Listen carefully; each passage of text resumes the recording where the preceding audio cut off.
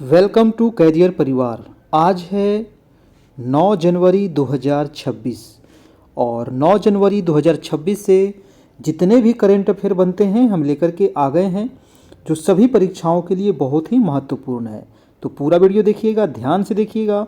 हर एक सवाल से आपको संबंधित उसका महत्वपूर्ण फैक्ट भी बताया जाता है और लास्ट में आपसे क्वेश्चन भी पूछा जाता है जिसका जवाब आपको कमेंट बॉक्स में बताना है। तो चलिए दोस्तों, शुरू करते हैं आज का पहला सवाल। पहला प्रश्न है, हाल ही में पृथ्वी घूर्णन दिवस कब मनाया गया है? पृथ्वी घूर्णन दिवस। पृथ्वी घूर्णन दिवस प्रत्येक 8 जनवरी को मनाया जाता है। आपको याद रखना है, प्रत्येक 8 जनवरी। हमारी जो पृथ्वी है, ठीक है, ये कितने प्रकार की गति करती है? तो 2 प्रकार की गति करती है। एक गति करती है घूर्णन गति और एक करती है आपका परिक्रमण गति।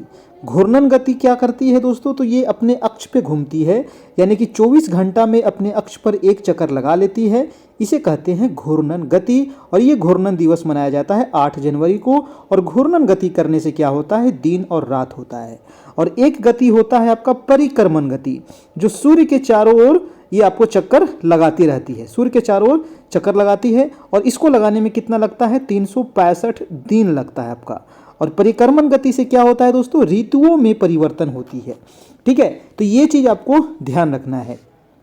तो हमसे सवाल पूछ रहा था घूर्णन दिवस, पृथ्वी घूर्णन दिवस आपको याद रखिएगा 8 जनवरी को ये मनाया जाता है। ठीक है, चलिए अब देखिए जनवरी में जितने भी महत्वपूर्ण दिवस मनाए गए हैं। 1 जनवरी को मनाया गया है वैश्विक परिवार दिवस। 2 जनवरी को मनाया जाता है विश्व अंतर्मुखी दिवस। 3 जनवरी को मनाया जाता है अंतर्राष्ट्रीय मन शरीर कल्याण दिवस। 4 जनवरी को मनाया जाता है विश्व ब्रेल दिवस। 5 जनवरी को मनाया जाता है राष्ट्रीय पक्षी दिवस और 6 जनवरी को मनाया जाता है राष्ट्रीय सिद्ध दिवस या विश्व युद्ध अनाथ दिवस। तो जनवरी में अभी तक इतने महत्वपूर्ण दिवस मनाए गए हैं। अगला प्रश्न है, हाल ही में HSBC प्राइवेट बैंक ने किसे CEO नियुक्त किया है? तो HSBC एक प्राइवेट बैंक है और ये अपना अभी CEO किसे नियुक्त किया है? तो ईडा लियू को नियुक्त किया है। जी हाँ, ईडा लियू, ये है आपके ईडा लियू और इन्हीं को अभी अपना CEO नियुक्त किया है। HSBC प्राइवेट बैंक ने जनवरी 2026 में ईडा लियू को अपना नया मुख्य कार्यकारी अधिकारी यानी कि CEO नियुक्त किया है। अब जस्टिस A मोहम्मद मुश्ताक को सिक्किम उच्च न्यायालय का मुख्य न्यायाधीश नियुक्त किया गया है। बेंगलुरु स्थित केंद्रीय रेशम बोर्ड के निदेशक यानी वित्त के पद पर PS गिरीशा को नियुक्त किया गया है। GI काउंसिल ने हेल्थ इंश्योरेंस इकोसिस्टम के लिए S प्रकाश को CEO नियुक्त किया है। न्यूयॉर्क शहर के मेयर के रूप में जोहरान ममदानी को ने शपथ ग्रहण किया है। भारतीय वायुसेना के vice chief of air staff का पद एयर मार्शल नागेश कपूर ने संभाला और हुंडई मोटर इंडिया ने तरुण गर्ग को अपना MD CEO नियुक्त किया है। RK अग्रवाल को FCI का प्रमुख बनाया गया है और राकेश अग्रवाल को NIA का प्रमुख अतिरिक्त प्रभार मिला है। अब अगला प्रश्न है, हाल ही में कौन दुनिया का पहला बायो बिटुमेन उत्पादक देश बनेगा? जी हाँ, ये दुनिया का पहला बायो बिटुमेन उत्पादक देश बनेगा और ये बनेगा अपना देश भारत। तो इसका आंसर हो जाएगा आपका भारत। ये आपको याद रखिएगा, ये दुनिया का पहला है, ये काफ़ी इंपॉर्टेंट हो जाता है, बायो बिटुमेन उत्पादक देश। अब ये रहा आपका भारत। भारत का जो UPI सिस्टम है ये वीज़ा को पीछे छोड़ दिया है। हेनले पासपोर्ट इंडेक्स 2025 में भारत कितने नंबर पर है? 85वें नंबर पर रहा और सिंगापुर पहले स्थान पर रहा। भारत की जो साक्षरता दर है अभी 80.9% हो गई है। और भारत में कुल रामसर साइट कितने हैं? तो 96 हो गए हैं, जिसमें से 3 जो बिहार के हैं वो आपको याद रखिएगा। अभी जो नया नया जुड़ा था गोकुल जलाशय, उदयपुर झील और गोगाबिल झील। उसके अलावा कोपरा जो जलाशय है ये आपका छत्तीसगढ़ का है और सिलीसेड झील आपका राजस्थान का है। ये भी आपको याद रखिएगा। 18वां ब्रिक्स शिखर सम्मेलन कहाँ होगा प्रस्तावित है? तो भारत में है। 19वां ब्रिक्स शिखर सम्मेलन आपका चीन में प्रस्तावित है, जबकि जो 17वां ब्रिक्स शिखर सम्मेलन है ये ब्राजील के रियो डी जेनेरो शहर में हो चुका है। और विश्व प्रेस स्वतंत्रता सूचकांक में भारत अभी कितने नंबर पर है? 151 नंबर पर है, जबकि नॉर्वे पहले नंबर पर है, याद रखिएगा। ठीक है, अब चलते हैं, कुछ महत्वपूर्ण फैक्ट है कि भारत रेयर अर्थ रिजर्व के मामले में तीसरे स्थान पर रहा। फरवरी 2026 में भारत AI इम्पैक्ट समिट की मेजबानी करेगा। 2025 में भारत की बाघों की आबादी 8% बढ़ी है और 2026 के लिए किम्बर्ली प्रोसेस का अध्यक्ष भारत को नियुक्त किया गया है और भारत ने बंगाल की खाड़ी में परमाणु सक्षम K4 पनडुब्बी प्रक्षेपित बैलिस्टिक मिसाइल का गुप्त परीक्षण किया है। WHO ने भारत में निर्मित एक नई कम लागत वाली मौखिक हैजा वैक्सीन को मंजूरी दी है और भारत डोपिंग रोधी नियमों का उल्लंघन में विश्व में शीर्ष देश रहा है। अगला सवाल है, हाल ही में कहाँ एक नई रीड स्नेक प्रजाति खोजी गई है? जी हाँ, एक सांप की प्रजाति है दोस्तों, नई रीड स्नेक प्रजाति एक सांप की प्रजाति है और अभी इसको खोजा गया है मणिपुर के द्वारा। तो इसका राइट आंसर हो जाएगा आपका मणिपुर, सॉरी मिजोरम, मणिपुर नहीं, मिजोरम के द्वारा खोला गया है, मणिपुर नहीं मिजोरम के द्वारा खोला गया है। तो मिजोरम के वैज्ञानिकों की एक टीम ने रूस, जर्मनी और वियतनाम के शोधकर्ताओं के सहयोग से राज्य में रीड स्नेक की नई प्रजाति की पहचान की है। एक प्रकार का ये सांप है, आप इसको देख सकते हैं। आप ये है आपका मिजोरम। मिजोरम की जो कैपिटल है वो है आपका आइजोल। यहाँ के सीएम है आपको लल्दुवामा और यहाँ के गवर्नर है आपको जेन वीके सिंह। अब ये है आपका, देखिए दोस्तों, मिजोरम। मिजोरम जो है आप देखिए देख सकते हैं यहाँ मानचित्र में, मिजोरम एक नॉर्थ ईस्ट राज्य है। सेवन सिस्टर के अंतर्गत ये आता है। आपका मिजोरम का जो सीमा लगता है आपका त्रिपुरा से लगता है और आपका नागालैंड से लगता है। उसके अलावा असम से भी इसकी सीमा लगती है, ठीक है। और एक जो इंटरनेशनल इसका सीमा लगता है वो म्यांमार से लगता है, ये भी आपको ध्यान रखिएगा, और बांग्लादेश से भी सीमा लगता है। अब है कुछ महत्वपूर्ण फैक्ट कि पीएम मोदी ने मिजोरम में बैराबी सौरांग नई रेल लाइन का उद्घाटन किया। मिजोरम की विधानसभा ने भिक्षावृत्ति पर प्रतिबंध लगाने वाला पहला विधेयक पारित किया और ASI ने मिजोरम के लुंगफुन रोपुई को राष्ट्रीय महत्व का स्मारक घोषित किया और मिजोरम उल्लास नव भारत साक्षर कार्यक्रम के तहत 100% साक्षर घोषित किया गया और आइजोल रेल नेटवर्क से जुड़ने वाली पूर्वोत्तर राज्य की चौथी राजधानी बनी। मिजोरम के लेंगपुई हवाई अड्डे की सुरक्षा का जिम्मा CISF ने संभाला और भारत के मिजोरम से सिंगापुर तक एथूरियम फूलों का पहली बार निर्यात हुआ और पूर्वोत्तर भारत के मिजोरम में त्यौहार चाप्टर कूट मनाया गया। एक त्यौहार है जो मनाया जाता है। अब चलते हैं अगला सवाल, हाल ही में किस राज्य में मूरी गंगा नदी पर गंगा सागर सेतु की आधारशिला रखी गई? मूरी गंगा नदी पर गंगा सागर सेतु की आधारशिला रखी गई। तो ये रखा गया है आपको कहाँ? तो पश्चिम बंगाल में।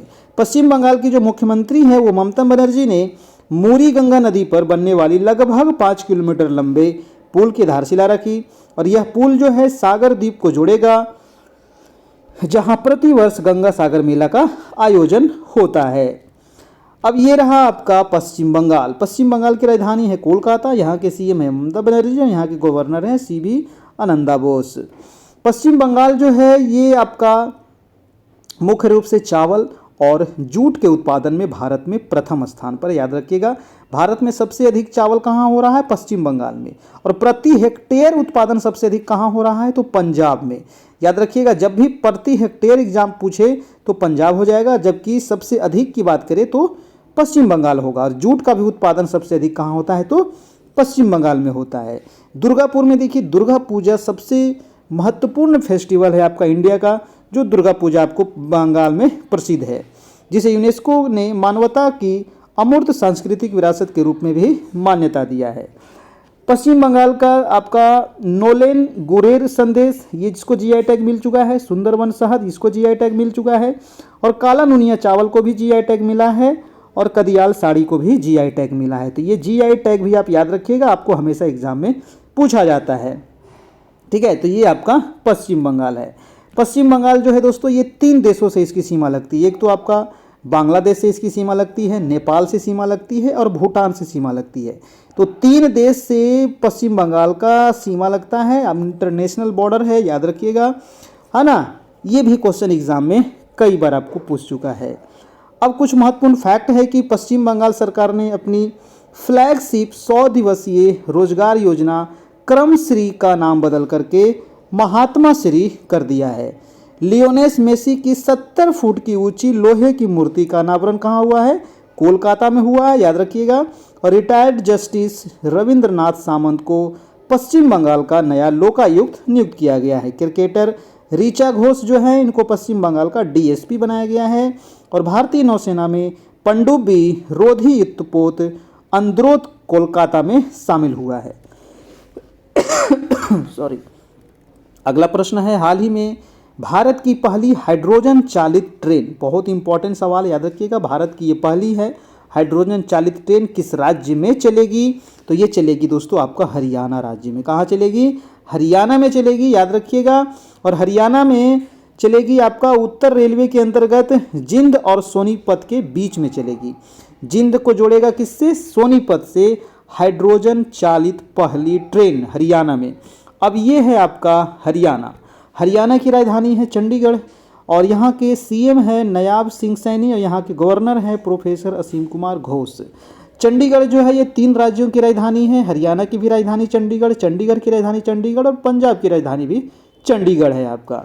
हरियाणा में दोस्तों आपको बुनकरों का शहर कहा जाता है पानीपत को। पानीपत जो शहर है इसको क्या कहते हैं? बुनकरों का शहर। हरियाणा का गठन कब हुआ था? 1 नवंबर 1966 को। और हरियाणा के राजकीय पशु क्या है? तो काला हिरन है हरियाणा का राजकीय पशु। ये है आपका हरियाणा। अब चलते हैं, कुछ महत्वपूर्ण फैक्ट है कि राष्ट्रपति द्रौपदी मुर्मू ने अंबाला एयरबेस से राफेल जेट में उड़ान भरी है। ये काफ़ी इंपॉर्टेंट सवाल है ना, याद रखिएगा। और गृह मंत्री अमित शाह ने मानेसर में एनएसजी के विशेष अभियान प्रशिक्षण केंद्र की आधारशिला रखी। भारत का पहला क्यूआर आधारित ट्रैफिक चालान भुगतान कियोस्क गुरुग्राम में स्थापित हुआ जो हरियाणा में है। और नितिन गडकरी ने सोनीपत में भारत के पहले electric truck battery swapping station का उद्घाटन किया है। हरियाणा सरकार ने महिलाओं के लिए लाडो लक्ष्मी योजना, ये काफ़ी इंपॉर्टेंट है, याद रखिएगा, शुरू किया है। और हरियाणा ने 4थी सब जूनियर अंडर 15 राष्ट्रीय मुक्केबाजी चैंपियनशिप जीती है। प्रोफेसर असीम कुमार घोष को हरियाणा का नया राज्यपाल घोषित किया गया। और हरियाणा में एशिया की सबसे बड़ी जंगल सफारी बनेगी, ये भी काफ़ी इंपॉर्टेंट है।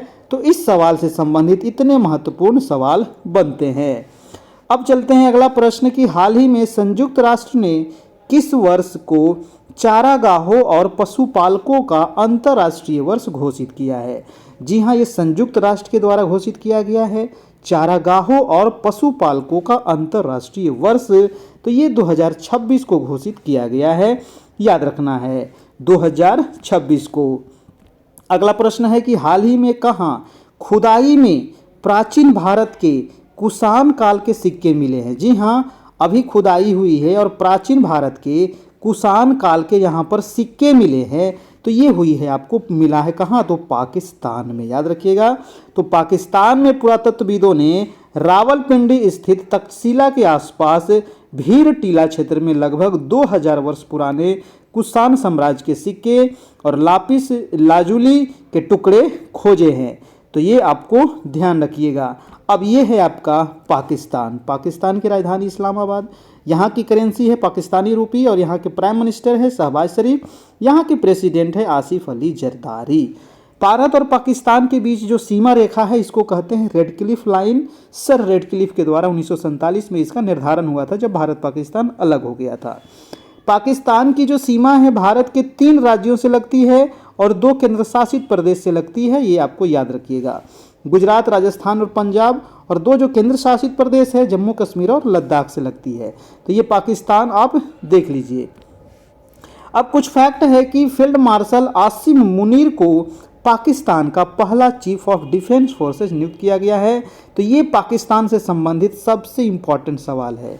WHO की रिपोर्ट के अनुसार पाकिस्तान में HIV संक्रमण काफ़ी तेज़ी से बढ़ रहा है और अमेरिका ने पाकिस्तान को नवनिर्मित उन्नत मध्यम दूरी की हवा से हवा में मार करने वाली मिसाइलों की आपूर्ति से इनकार कर दिया है। और पाकिस्तान ने सऊदी अरब के साथ परस्पर रक्षा समझौता किया है और वर्ष 2027 में SCO शिखर सम्मेलन की मेजबानी पाकिस्तान करेगा। पाकिस्तान ने चीन की तरह रॉकेट फोर्स बनाने की भी घोषणा की है। अब यह है आपका अगला सवाल, हाल ही में India international conference on democracy and election management 2026 का आयोजन कहाँ होगा? याद रखिएगा question, India international conference on democracy and election management 2026, और इसका आयोजन अभी कहाँ हुआ है? तो नई दिल्ली में हुआ है। कहाँ होगा? तो नई दिल्ली में होगा। 21 से लेकर के 23 जनवरी तक होगा, है ना। तो अभी नहीं हुआ है, जनवरी में ही होगा।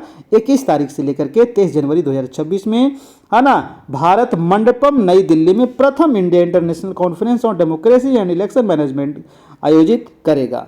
ठीक है, तो ये आपको यहाँ पर ध्यान रखिएगा। अगला प्रश्न है कि हाल ही में किस राज्य के राज्यपाल ने मूल्य आधारित शिक्षा के लिए संस्कार शाला का शुभारंभ किया है ना। किस राज्य के राज्यपाल ने शुरू किया है मूल्य आधारित शिक्षा के लिए संस्कार शाला? तो ये अभी शुरू किया गया है असम के राज्यपाल के द्वारा। असम के राज्यपाल कौन है? तो लक्ष्मण प्रसाद आचार्य। जी हाँ, लक्ष्मण प्रसाद आचार्य ने गुवाहाटी में बच्चों के लिए मूल्य आधारित शिक्षा कार्यक्रम संस्कार शाला का उद्घाटन किया है। तो ये जो कार्यक्रम है संस्कार शाला, इसको आप याद रखिएगा। सिंपल पूछेगा कि संस्कार शाला का आयोजन कहाँ किया गया, किस राज्य में किया गया, है ना। तो आपको याद रखना है असम में। अब ये है आपका असम। असम सुन के दिमाग में सबसे पहले आता है एक सींग वाला गैंडा काजीरंगा। तो काजीरंगा जो उद्यान है ये कहाँ है? असम में है, जहाँ पर एक सींग वाला गैंडा पाया जाता है। अब है असम। तो असम में सबसे अधिक चाय का भी उत्पादन होता है। भारत में सबसे अधिक चाय कहाँ होता है? तो असम में होता है। असम की राजधानी कहाँ है? तो दिसपुर है। यहाँ के सीएम कौन है? हेमंत बिस्व शर्मा। और यहाँ के गवर्नर कौन है? तो लक्ष्मण आचार्य। भारत का सबसे पहला पेट्रोलियम उत्पादक राज्य यही है और सबसे पुराना उत्पादक भी यही है। सबसे पहले यहीं पर 1901 ईस्वी में डिगबोई में यहीं पर सबसे पहले पेट्रोलियम उत्पादन शुरू हुआ था। याद रखिएगा 1901 में। भारत का सबसे बड़ा चाय उत्पादक राज्य असम है। और अमेजन ऑफ द ईस्ट यानी कि पूर्व का अमेजन किसे कहते हैं? देहिंग पटकाई राष्ट्रीय उद्यान, जो कहाँ है? असम में ही है। आपका देहिंग पटकाई राष्ट्रीय उद्यान को कहा जाता है पूर्व का अमेजन। और असम के चराईदेव जिले में स्थित अहोम राजवंश टीले दफन प्रणाली मैदान और 2 दिसंबर को असम दिवस मनाया जाता है। ये आपको याद रखना है। ये असम राज्य से देखिए एक चीज़ और ध्यान रखना है, ये जो असम है ना, ये 7 सिस्टर के अंतर्गत भी आता है असम। और 7 सिस्टर में जितने भी राज्य आते हैं सभी से इसका सीमा बनता है। 7 सिस्टर में 7 राज्य आते हैं, है ना। और 7 राज्य में एक असम भी है आपका। तो 6 राज्य से इसकी सीमा लगती है, 6 से इसका सीमा लगता है। ये काफ़ी इंपॉर्टेंट बन जाता है। अब ये आपका है आपका कुछ महत्वपूर्ण फैक्ट कि असम ने शून्य गैंडा शिकार हासिल किया, यानी कि एक भी यहाँ पर गैंडा का शिकार अभी नहीं हुआ है। और बॉम्बे नेचुरल हिस्ट्री सोसाइटी जनवरी 2026 में 6 गंभीर रूप से लुप्त प्राय गिद्धों को असम में छोड़ेगी। और असम की नुमालीगढ़ रिफाइनरी लिमिटेड को 27वां नवरत्न स्टेट्स मिला है। और कक्षा 10 के विद्यार्थियों के लिए बोर्ड परीक्षा की तैयारी में मदद करने के लिए असम में प्रेरणा योजना शुरू की गई है। तो प्रेरणा योजना काफ़ी इंपॉर्टेंट है। असम मंत्रिमंडल ने बहु विवाह पर प्रतिबंध लगाने के लिए विधेयक को मंजूरी दी है। और असम के बोडो लोगों के बाथौ धर्म को अलग जनगणना कोड मिला है। जी हाँ, जो बोडो जनजाति है ना, इनके बाथौ धर्म के लिए अलग जनगणना कोड मिला है। और कटी बिहू उत्सव वेरी इंपॉर्टेंट है, ये असम में मनाया जाता है कटी बिहू उत्सव। अब आज का अगला प्रश्न है कि हाल ही में किसने क्षेत्रीय एआई प्रभाव सम्मेलन की मेजबानी की है? क्षेत्रीय एआई प्रभाव सम्मेलन, और इसकी मेजबानी अभी राजस्थान के द्वारा किया गया है। तो आपका आंसर हो जाएगा राजस्थान। अब अगला प्रश्न है, अच्छा ये है आपका राजस्थान। राजस्थान की राजधानी कहाँ है? तो जयपुर है। यहाँ के सीएम कौन है? भजनलाल शर्मा। और यहाँ के गवर्नर है हरिभाऊ किशन राव बागडे। राजस्थान सुन के सबसे पहले दिमाग में आता है कि ये भारत का सबसे बड़ा राज्य है क्षेत्रफल में। ठीक है, भारत का सबसे बड़ा राज्य है क्षेत्रफल में, वो है राजस्थान। ठीक है, याद रखिएगा राजस्थान में ही भारत का जो सबसे गर्म मरुस्थल है वो है थार का मरुस्थल, राजस्थान में ही। राजस्थान में आपको रणथंभौर राष्ट्रीय उद्यान है, सरिस्का राष्ट्रीय उद्यान है, केवलादेव राष्ट्रीय उद्यान है, मुकुंदरा हिल्स राष्ट्रीय रिजर्व है। और डेजर्ट नेशनल पार्क भी आपको कहाँ है? तो राजस्थान में ही है। राजस्थान में लोकसभा की 25 सीटें, राज्यसभा 10 और लोक विधानसभा की 200 सीटें यहाँ पर है। तो आपको ये चीज़ ध्यान रखना है। अब कुछ फैक्ट है कि राजस्थान ने चिकित्सा शिक्षा के लिए ई स्वास्थ्य संवाद लॉन्च किया है। राजस्थान की सिलीसेड झील को भारत का 96वां रामसर साइट घोषित किया गया है। अभी भारत में टोटल कितने रामसर साइट है, तो 96 ही है। सबसे लास्ट में यही जुड़ा है, सिलीसेड झील, जो आपका राजस्थान में है। रक्षा मंत्री राजनाथ सिंह ने जैसलमेर में सौर्य वन का उद्घाटन किया। और 5वें खेलो इंडिया यूनिवर्सिटी गेम्स राजस्थान में आयोजित किए जाएंगे। मरुस्थलीय मृदा निर्माण तकनीक का उपयोग करके राजस्थान में पहली बार गेहूं की खेती की गई। राजस्थान के पहले नमो बायोडायवर्सिटी पार्क का उद्घाटन अलवर में किया गया। और सुप्रीम कोर्ट ने एस्बेस्टस उत्पादन के लिए राजस्थान की वैट छूट को रद्द कर दिया है। और राजस्थान की विधानसभा में धर्मांतरण विरोधी विधेयक 2025 पारित किया गया। अब अगला प्रश्न है कि हाल ही में किस बैंक ने zero forex diamond reserve credit card, जी हाँ, zero forex diamond reserve credit card launch किया है। ये अभी किस बैंक ने लॉन्च किया है, तो ये अभी किया है दोस्तों IDFC फर्स्ट बैंक ने। जी हाँ, IDFC फर्स्ट बैंक ने जनवरी 2026 में अपना premium credit card zero forex diamond reserve credit card launch करने की घोषणा की है। तो ये आपको याद रखना है, IDFC फर्स्ट बैंक के द्वारा हुआ है। अब बैंक से संबंधित कुछ फैक्ट है कि गूगल पे ने एक्सिस बैंक के साथ साझेदारी में अपना पहला क्रेडिट कार्ड लॉन्च किया। IDFC फर्स्ट बैंक ने गिफ्ट सिटी में अनिवासियों के लिए वैश्विक बचत योजना शुरू की। SBI के प्रबंध निदेशक अश्विनी कुमार तिवारी का कार्यकाल 2 वर्ष बढ़ाया गया। और DBS को द बैंकर के द्वारा वर्ष 2025 का ग्लोबल ऑफ द ईयर नामित किया गया है। POB ने भारत का सर्वश्रेष्ठ बैंक पुरस्कार जीता। और RBI ने फिनो पेमेंट बैंक को SFB में बदलने के लिए सैद्धांतिक मंजूरी दी। और SBI का मार्केट कैप $100 अरब के पार पहुंच गया है। अब दोस्तों ये है हमारा NCERT सॉल्यूशन। इसमें आपको क्या मिलेगा, तो इसमें आपको NCERT का नोट्स और NCERT का चैप्टर वाइज MCQ, जी हाँ, चैप्टर वाइज नोट्स और चैप्टर वाइज MCQ सारे सब्जेक्ट का, क्लास 6 से लेकर के 12 क्लास तक का सभी सब्जेक्ट, चाहे वो साइंस हो, आर्ट्स हो, कॉमर्स हो, सारे सब्जेक्ट का आपको नोट्स और MCQ आपको मिल जाएगा, जो सभी परीक्षाओं के लिए बहुत ही महत्वपूर्ण है। ये नोट्स और MCQ आप सभी के लिए बनाया गया है, जो इसे एक बार आप एग्ज़ाम से पहले ज़रूर पढ़िए, आपको 100% सफलता मिलेगी। ये नोट्स और MCQ लेने के लिए आप इस नंबर पे मैसेज कीजिए, आपको मिल जाएगा। इसके अलावा जो सीटेट की तैयारी कर रहे हैं उनके लिए ये काफ़ी महत्वपूर्ण नोट्स हैं। अगर वो शॉर्ट नोट्स लेना चाहते हैं, लेकिन देखिए मैं शॉर्ट नोट्स को प्रेफर नहीं करता हूँ, क्योंकि शॉर्ट नोट्स भाई उससे गारंटी नहीं है कि आपको एग्ज़ाम में क्वेश्चन आएगा। लेकिन जो ये आपका ये अगर NCERT पढ़ लेते हैं तो इससे बाहर आपको एग्ज़ाम में नहीं पूछेगा, ये आप कंफर्म रहिए। अब ये लास्ट वीडियो का प्रश्न है कि हाल ही में किसे नृत्य कलानिधि पुरस्कार से सम्मानित किया गया है। देखिए अभी नृत्य कलानिधि से पुरस्कार से सम्मानित किया गया है उर्मिला सत्यनारायणन को, और काफ़ी लोगों ने बिल्कुल सही जवाब दिया है। मैं एक बार फिर कहूँगा कि आप लोग को जो भी सवाल पूछा जाता है उसका जवाब आप दीजिए, है ना, उसके बारे में आप लिखिए, जितने भी ज़्यादा उसके बारे में आपको पता हो उसके बारे में आप लिखने का प्रयास कीजिए। अब आज का रिवीजन सवाल, दुनिया का सबसे बड़ा चावल उत्पादक देश भारत बन गया, और भारत में सबसे अधिक चावल का उत्पादन पश्चिम बंगाल, है ना, वेस्ट बंगाल में होता है, याद रखिएगा। और पारंपरिक डाक सेवा को बंद करने वाला पहला देश डेनमार्क बना है। भारत का पहला वन विश्वविद्यालय गोरखपुर में स्थापित होगा। और इफ़को साहित्य सम्मान 2025 मैत्रेयी पुष्पा को प्रदान किया गया। साउथ पोल पर तक स्कीइंग करने वाली सबसे कम उम्र की भारतीय महिला काम्या कार्तिकेयन बनी। और हुंडई मोटर इंडिया ने तरुण गर्ग को अपना MD CO नियुक्त किया। कर्नाटक ने महाराष्ट्र को हराकर 44वीं जूनियर राष्ट्रीय खो खो चैंपियनशिप जीती है। और प्रधानमंत्री मोदी ने लखनऊ में राष्ट्र प्रेरणा स्थल का उद्घाटन किया। और चीन के सुपर कंडक्टिव मैगलेव वाहन ने मात्र 2 सेकंड में 0 से 700 किलोमीटर प्रति घंटा की गति का विश्व रिकॉर्ड बनाया है। चलिए, इजराइल का 2026 का शांति पुरस्कार डोनाल्ड ट्रंप को मिलेगा। और सदानंद दाते महाराष्ट्र के नए DGP बने हैं। भारत जापान को पीछे छोड़कर विश्व का चौथा अर्थव्यवस्था बन गया है, सबसे बड़ा, है ना, चौथी सबसे बड़ी अर्थव्यवस्था बन गया है। और भारत न्यूजीलैंड ने मुक्त व्यापार समझौते पर सहमति जताई है। शोड मारिन को भारतीय महिला हॉकी टीम का कोच नियुक्त किया गया। जर्मनी ने आधिकारिक तौर पर वर्ष 2026 के लिए G7 की अध्यक्षता इटली को सौंपी। और आईआईटी पटना ने रिसर्च को बढ़ावा देने के लिए सुपर कंप्यूटर लॉन्च किया और गुजरात 33 साल के बाद पुनः टाइगर स्टेट घोषित हुआ और पश्चिम बंगाल की पहली महिला मुख्य सचिव के रूप में नंदिनी चक्रवर्ती को नियुक्त किया गया है और कुशावती जो है ये गोवा का तीसरा जिला बना है। अब ये रहा आज का प्रश्न। हाल ही में उत्तर प्रदेश में कहाँ दृष्टिबाधित लोगों के लिए पहली ब्रेल लाइब्रेरी खोली गई है? ये आज का सवाल है, आपको कमेंट बॉक्स में बताना है। ये आज का सवाल है, इसका आंसर आपको कमेंट बॉक्स में बताना है। 4 ऑप्शन दिया गया है, इसका आंसर क्या होगा इसको कमेंट बॉक्स में आपको बताना है।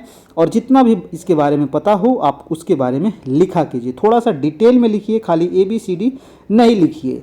अब ये हमारा दोस्तों आपका टेलीग्राम चैनल है जहाँ पर इसका PDF आपको डेली भेज दिया जाता है, तो आप इसको ज्वाइन कर लीजिए QR कोड स्कैन करके, या करियर परिवार सर्च करके भी आप ज्वाइन कर सकते हैं। और ये हमारा व्हाट्सएप चैनल है जहाँ पर डेली आपको क्यूज है ना, आपका GK GS करेंट अफेयर के क्वेश्चन आपको पोस्ट किए जाते हैं, तो आपकी तैयारी यहाँ से काफ़ी अच्छी हो जाएगी। ये QR कोड आप स्कैन करके ज्वाइन कर सकते हैं।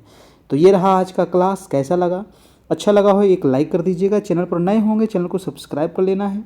डेली आपको दोस्तों करेंट अफेयर करवाया जा रहा है, आज 9 जनवरी हो गया है ना, कल भी आपको करवाया जाएगा। तो थैंक यू, धन्यवाद। फिर मिलते हैं हम अगले क्लास में, तब तक के लिए जय हिंद जय भारत। अपना ध्यान रखना है।